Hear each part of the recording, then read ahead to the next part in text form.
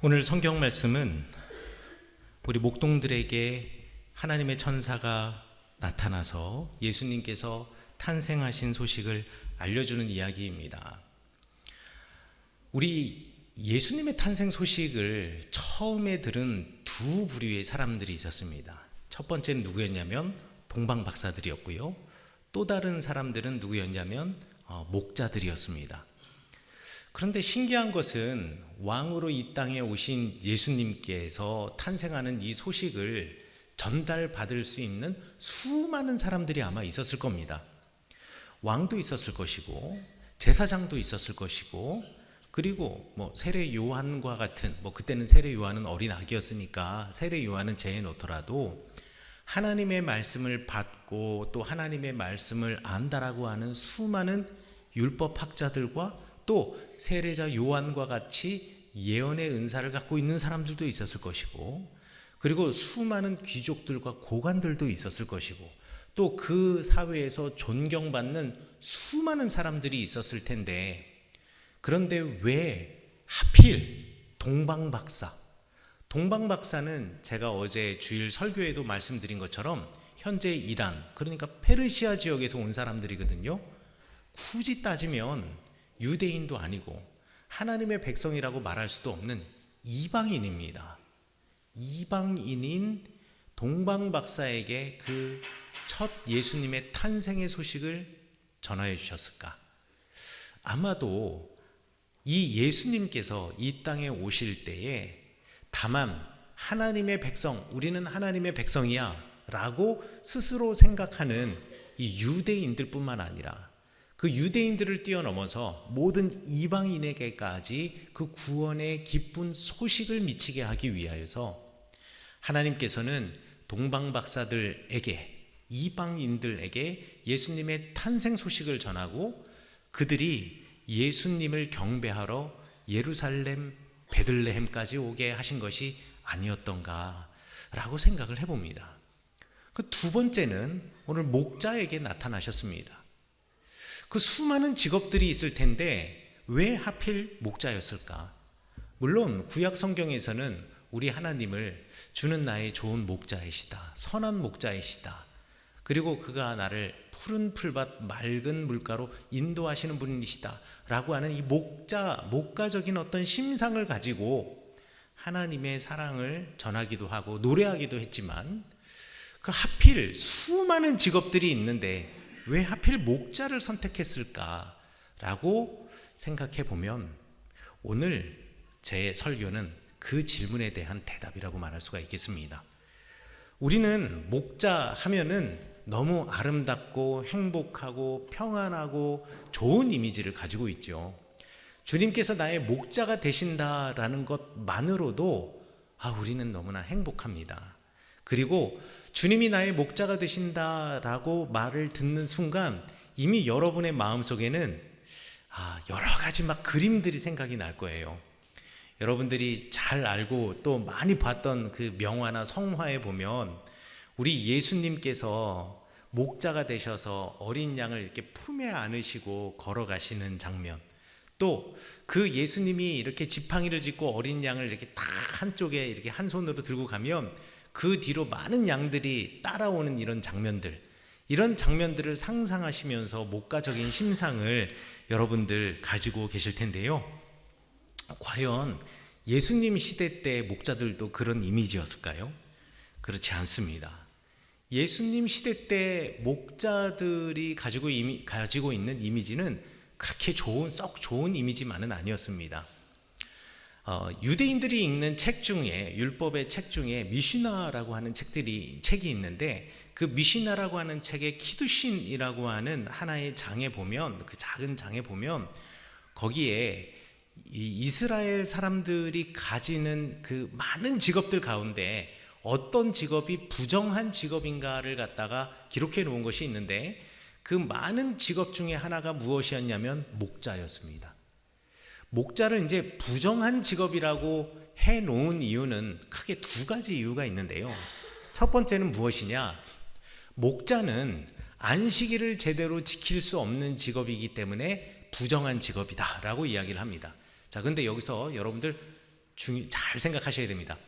부정하다라는 말은 그래서 그 직업 가지면 안 돼, 이런 의미로 뭐 우리말로 저 부정 탔어, 이런 의미로 부정하다라는 것이 아니라, 이 직업을 가지면 하나님께 온전한 예배를 드리기가 쉽지 않기 때문에 이 직업을 갖고 있는 사람들은 좀 더 조심해야 된다.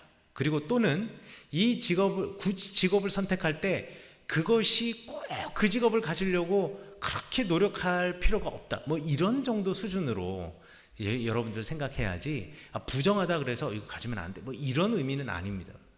여러분, 그렇게 따지면은요, 이 미시나 히드신에서 말하는 직업 중에 여러분들 의사도 있습니다. 왜 의사는 또 부정한 직업에 속하냐면, 사람이 수술을 하거나 상처를 돌보면 피를 만져야 되잖아요.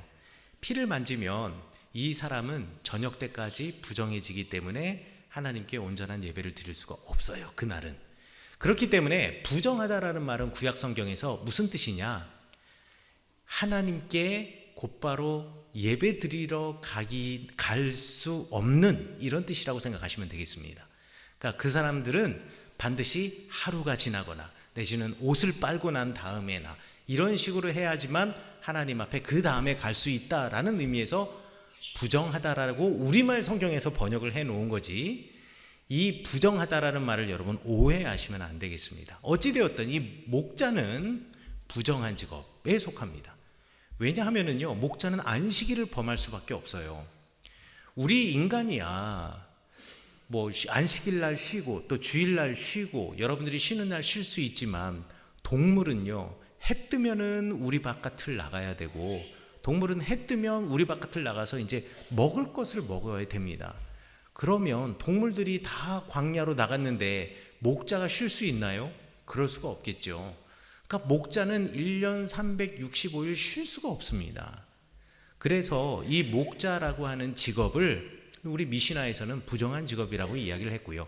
사실 이것은 문화적이고 일상의 문제에 있어서 그렇기 때문에 목자들을, 내가 부정한 직업을 가지고 있어 라고 생각하는 목자들은 그렇기 때문에 내가 일을 하면서도 하나님의 시간, 하나님께 예배드리는 시간, 하나님께 기도하는 시간을 잘 지켜야겠다라는 동기를 부여하기 위해서 그렇게 분류를 해 놓은 것이라고 한다면, 두 번째, 이 목자를 별로 미시나에서 좋지 않게, 또 목자들에 대한 이미지를 좋지 않게 생각하는 결정적인 이유가 있습니다. 그 결정적인 이유는 무엇이냐? 목자라고 하는 사람들, 이 사람들이 그 시대의 유대인들에게는 정직하지 않은 사람이라는 이미지를 가지고 있었습니다. 왜 정직하지 않은 사람이냐? 제가 예를 들어보도록 하겠습니다. 저희 집에 양이 10,000마리가 있어요.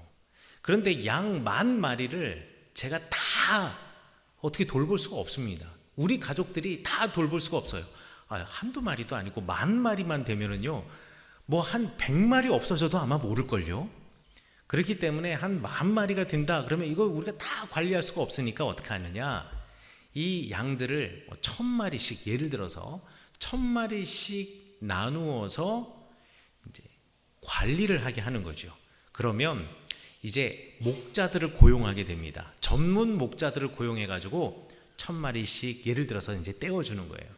그래서 이 사람한테 계약을 해서 1,000마리, 이 사람 계약해서 1,000마리 하고, 우리와 우리의 가족은 1,000마리 정도면은 1,000마리도 이거 사실 되게 많은 거거든요. 1,000마리 정도 이건 우리 가족들이 해야겠다라고 해가지고 이렇게 다 계약을 맺습니다. 그리고 계약을 맺고 난 다음에 요거 확인하는 게 있어요. 한 달에 한 번씩, 예를 들어서 너는 보름달이 뜬 날 오고, 너는 보름달이 딱 뜨고 난 다음에 그 다음에 보름달이 조금 이지러지기 시작할 때 오고, 너는 반달일 때, 상현달일 때 오고, 너는 초승달일 때 오고, 뭐 이런 식으로 해가지고 그 사람들이 한 달에 한 번씩 너 우리 집에 와가지고 내 양이 잘 있는지 반드시 나한테 검사 받아야 돼 라고 해서 이제 계약을 쓰게 돼 있습니다. 그런데 이 계약을 쓸 때 반드시 한 가지 조건이 있었어요. 이 조건이 무엇이냐면, 이 내가 맡긴 양을 잘 다스리고 잘 돌봐야 하겠지만, 이 잘 돌보고 다스리는 양들, 이 양들을 지킬 때, 광야에서 지킬 때, 광야에서 이 양들을 노리는 수많은 들짐승들이 있습니다. 유대 광야에 나가면 늑대도 있고요, 또 하이에나들도 있고요, 사람을 공격하기는 않지만 또 작은 여우들도 많이 있고요.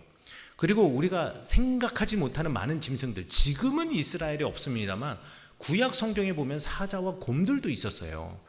왜냐하면 옛날에는 국경이 없었기 때문에 이스라엘 땅을 지나가는 요단 계곡 그 골짜기가 아프리카까지 내려가게 돼 있고요, 위쪽으로 올라가면 터키와 아르메니아까지 올라가게 돼 있어요. 그러면 추운 쪽에 있는 동물들도 아래쪽으로 내려올 수 있고요, 더운 쪽에 있는 더운 지방에 살고 있는 동물들도 이 유대 땅, 이스라엘 땅으로 들어올 수가 있거든요. 그러다 보면 양들을 노리는 수많은 동물들이 있는데, 그 동물들이 양을 공격할 때 이 목자는요, 책임감을 가지고 그 양을 내 양처럼 돌보고 지켜야 하는 의무가 반드시 있습니다. 하지만 내가 그 양을, 나에게 맡겨진 양을 지켜내지만 내 목숨이 위태롭다라고 생각하면은요, 언제라도 그래도 그 양을 포기할 수 있다라는 것이 계약서에 반드시 명시되어 있어야 됩니다. 내가 삭을 받고 임금을 받고 양을 돌보는데 그렇다고 내가 죽을 수는 없는 이야기잖아요. 그러니까 그런 부분, 그 다음에 지금이야 이제 가축들이 있거나 떼지는 집에서 기르는 동물들이 있으면 뭐 이렇게 수의사가 와서 뭐 병력도 관리하고 뭐도 관리하고 관리를 하지만, 과거에는 그런 게 없었잖아요.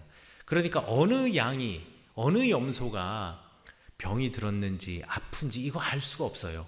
그러다가 이 어느 양이 아파가지고 갑자기 죽게 되었다라고 하면 이건 사실 목자의 책임이라고는 할 수 없지 않습니까? 그래서 예를 들어 계약서에 이렇게 쓰는 겁니다. 내가 너한테 1000마리를 양을 떼어주고 관리하게 하고, 한 달에 한 번 들어와서 그 양들이 잘 있는지 나한테 점검을 받아야 하는데, 예를 들어서 그 1000마리 중에 3마리까지는 혹시 결손이 생기더라도, 예를 들어 이 양이 죽거나 뭐 죽는 게 병들어 죽거나 내지는 뭐 동물들의 공격을 받아서 죽거나 이렇게 죽어서 3마리까지는 죽어서 그 수가 결손이 나더라도 내가 너에게 책임을 묻지 않는다라는 것이 계약서에 딱 명시가 되게 돼 있습니다. 그러면은요, 이 목자들이 그 계약서에 사인을 하고 양을 데리고 1000마리를 데리고 광야로 나가요. 광야에 쫙 나가서 이제 한 달이 돼서 다시 돌아오거든요. 자, 돌아오는데 내가 너무나 잘 양들을 길러서 이 양이 돌아오는데 1000마리가 전부 다 이제 돌아오고 있는 거예요. 그런데 1000마리가 다 함께 주인에게로 돌아오는데 이 목자에게는 한 가지 고민과 걱정이 생기기 시작해요. 아니, 이 고민과 걱정을 하지 않아도 되는데 이 갑자기 머릿속에 다른 생각이 들기 시작해요. 무슨 생각이 들기 시작하느냐? 계약서 생각이 나는 거예요. 왜냐하면 그 계약서에 보면 3마리까지는 그 수가 결손이 생겨도 괜찮다고 했는데 라는 생각이 자꾸 들기 시작을 하는 겁니다. 야, 그러면 어떡할까? 그러면요, 어떤 사람은 3마리 다 결손이 생기면 너무 티가 나니까 한 마리는 우리 집에다가 좀 갖다 놓을까? 이런 생각이 들기도 하고요. 옛날 사람들은 또 유대인들은 주로 주식이 뭐였냐면 빵과 그 다음에 뭐 우유, 치즈 이런 게 주식이었거든요. 고기라고 하는 것은 명절이나 큰 잔치 때나 먹어볼 수 있는 거예요. 그런데 양고기 한번 먹고 싶다 이런 생각이 들면 3마리까지는 괜찮다 그랬잖아요. 한 마리 한번 잡아 먹어볼까? 이렇게 해가지고요, 한 마리를 잡아먹거나 내지는 한 마리는 잡아먹고 한 마리는 우리 집에 갖다 놓고 해서 2마리 결손이 돼서 내가 주인을 만나면 내가 주인으로부터 책망을 받을까요? 안 받을까요? 안 받겠죠. 그리고 다시 재계약에도 전혀 문제 없어요. 왜? 나는 계약서대로 했으니까. 여러분, 그러니까요, 목자 생활 한 1년 해서 우리 집에 양 10마리 정도 채워놓지 못하면 야, 이거 융통성 없는 목자예요. 왜? 계약서에 쓰여있는 대로 나는 했을 뿐이니까. 자, 그런데 말이죠. 지금 12월 달이지 않습니까? 다음 달이면은 1월이에요. 이 1월이 말이죠. 목자들에게는 대목인 시즌입니다. 왜 대목이냐면요. 1월 달이 양들이 새끼 낳는 시즌이에요. 1월 달이 되면 벌써 이제 12월 달 말이 되었으니까 광야에 푸르푸르 신선한 풀들이 막 돋기 시작하거든요. 그 신선한 풀들을 먹고 영양이 이제 힘을 딱 비축한 임신한 암컷들이 1월 달이 되면 다 이제 새끼를 낳기 시작합니다. 그런데 제가 1000마리 양을 이렇게 떼줬어요. 근데 1000마리 양을 떼주면서 사실 이게 암컷인지 수컷인지를 전부 다 확인하면서 주실 수는 없거든요. 그러면 이것이 암컷인지 수컷인지는 누가 알고 있느냐? 내가 이거 받은 사람은 알 수가 있어요. 그리고 내가 이 양을 잘 돌보다 보면 어느 날 암컷이 수태를 하잖아요. 그러면 수태한 양들에게는 젖을 짜거나 하는 일을 하면 안 돼요. 왜냐하면 몸에 늘 영양을 가지고 있어야 되기 때문에. 그래서 수태한 양이나 염소가 있으면 목동들은 어떻게 하냐면 이 등, 양이나 염소의 등에다가 뭔가 색깔을 칠합니다. 그래가지고 얘는 수태했기 때문에 얘한테는 젖을 짜지 않는다라는 표시를 해놓는 거예요. 그러면 주인의 입장에서는 예를 들어서 내가 1000마리를 주었는데 성비를 따져서 대충 반 되지 않을까, 한 수컷 500마리, 암컷 500마리 되지 않을까라고 생각하지만 사실 그게 얼마가 될지는 아무도 모르고, 또 500마리 암컷이요 때가 되면 다 수태하는 것도 아니에요. 그러니까 500마리 중에 내가 1000마리 주면 그 중에서 뭐 한 400마리 정도는 수태하지 않을까? 이런 주인은 기대가 있어요. 그런데 400마리가 수태한다 손치더라도 400마리가 전부 다 새끼를 낳는 것도 아니에요. 뱃속에서 사산이 되는 수도 있고요. 또 낳자마자 죽는 경우도 있어요. 그러면 주인의 생각은 어떻게 생각하냐면, 그래, 내가 1000마리의 양을 지금 이렇게 맡겼는데 그 중에서 1월 달이 되면 새끼들이 그래 아무리 못해도 300마리는 나오지 않을까? 이런 기대감을 가지고 있습니다. 그런데 이 주인이 어떤 기대감을 가지고 있는지는 고용된 목자가 더 잘 알아요. 왜냐하면 이 목자가 목자 생활 한두 해 한 것도 아니고, 또 양들이 어떻게, 염소들이 어떻게 태어나는지 모르는 것도 아니고, 그래서 내가 1000마리 딱 받으면 주인은 지금 한 300마리 정도 태어날 거라고 생각하겠지? 라고 머릿속으로 벌써 계산이 다 끝났습니다. 그런데 사실 내가 받은 1000마리 중에 암컷이 좀 더 많아요. 그리고 수태도 훨씬 더 많이 했어요. 그리고 1월 달이 됐는데 새끼를 낳는데 한 450마리 낳았어요. 왜 주여 하세요?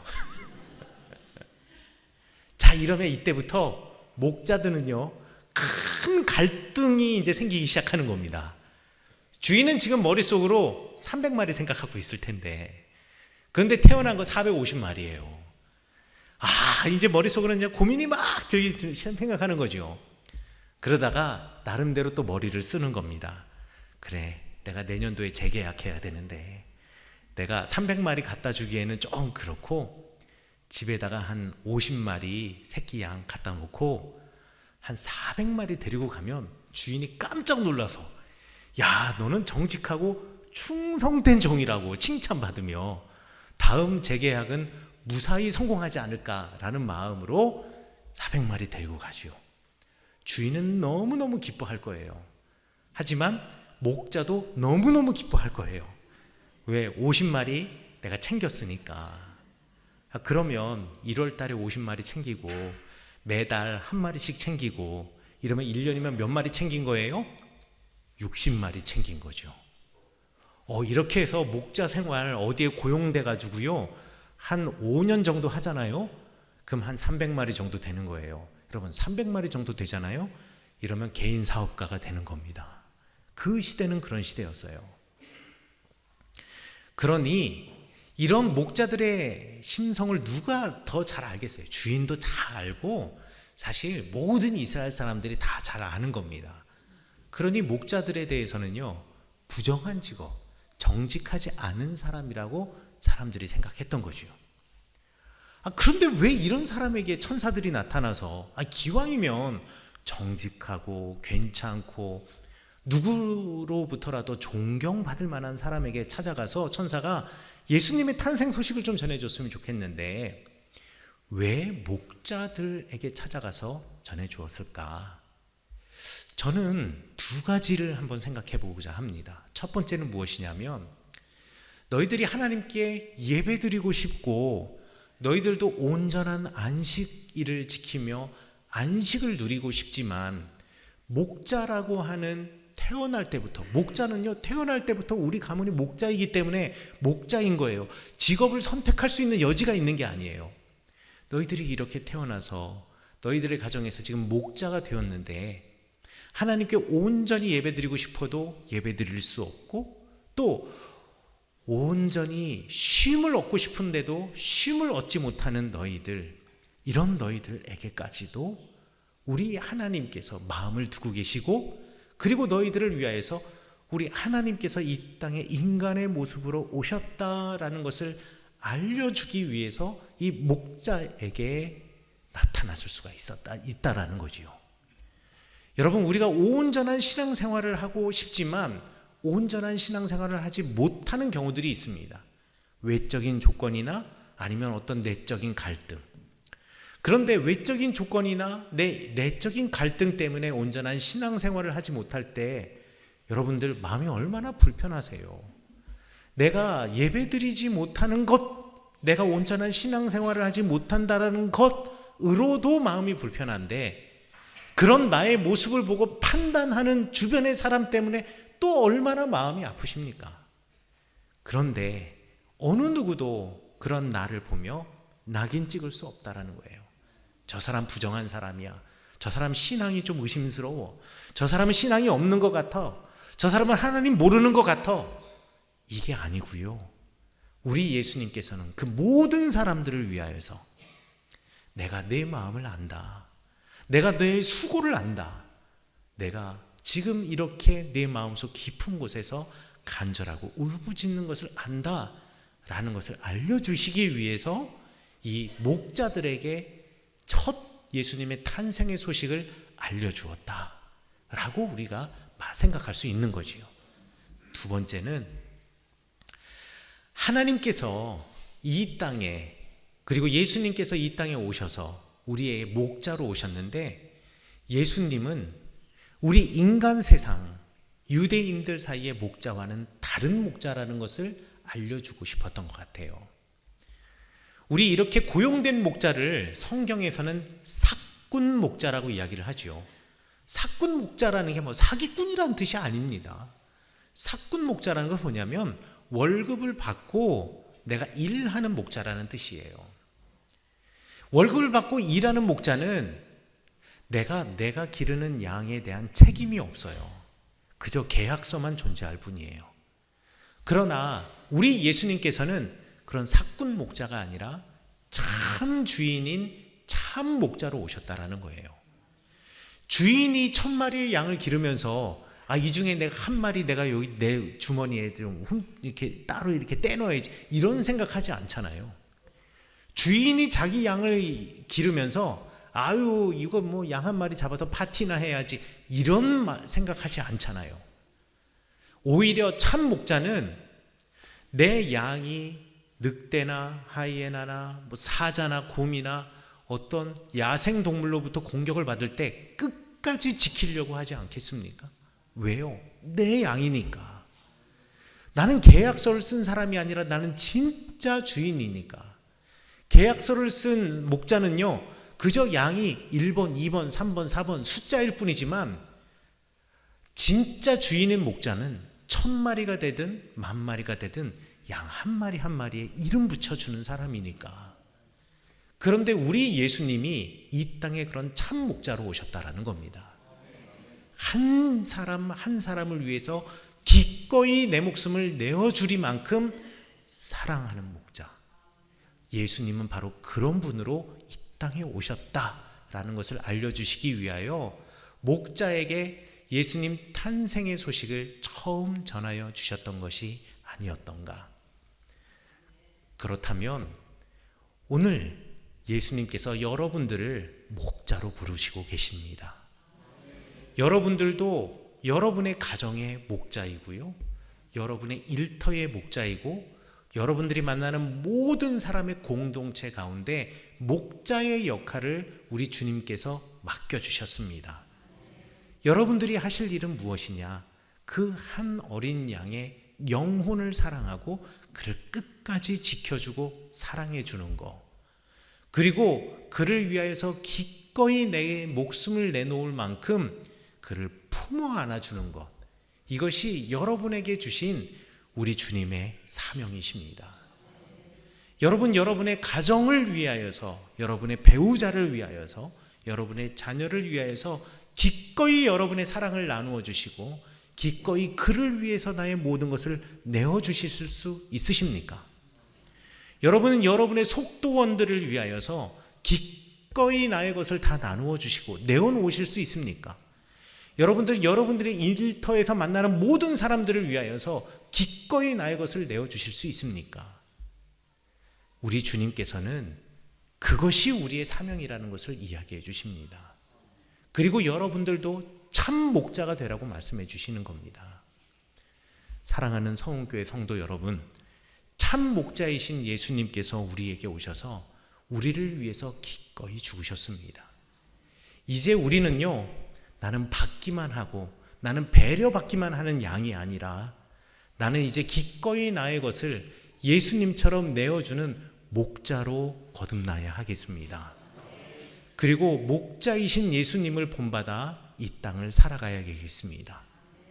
기꺼이 나의 가정을 위하여서, 기꺼이 내가 만나는 모든 사람을 위하여서 예수님의 마음을 품고 마음을 나누어 줄 수 있는 사람, 사랑을 나누어 줄 수 있는 사람, 그러기에 나의 인생을 함께 나누어 줄 수 있는 그 귀한 하나님의 사람 되셔서 하나님께서 이 땅에 인간의 몸 예수 그리스도로 오셔서 우리에게 목자가 되었듯이 우리 주님께서 승천하시며 부활 승천하시며 우리에게 목자의 사명, 너희는 온 유대와 사마리아와 땅끝까지 이르러 나의 복음을 전하고 내 사랑을 전하고 나의 삶을 전하라고 말씀하셨던 그 목자로서의 사명을 감당해 내시는 우리 성은교회 성도님들 되시기를 간절히 축원합니다.